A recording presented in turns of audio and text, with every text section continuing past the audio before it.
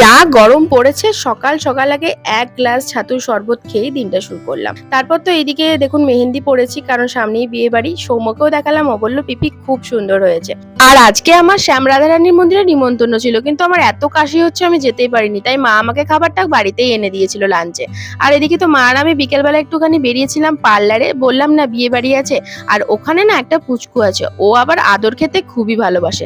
ব্যাস ওখান থেকে চলে গেলাম শপিং মল, আর শপিং মলে টুকটাক বাড়ির কিছু এসেনশিয়াল জিনিস কেনার ছিল, ওই 2-3টে। তো সেগুলোই মা বেছে বেছে নিচ্ছিল। তারপর মায়ের আবার প্রচন্ড ঘামাচিও হয়েছে, সেই জন্য মায়ের জন্য একটা পাউডার খুঁজছিলাম বেশ ভালো দেখে।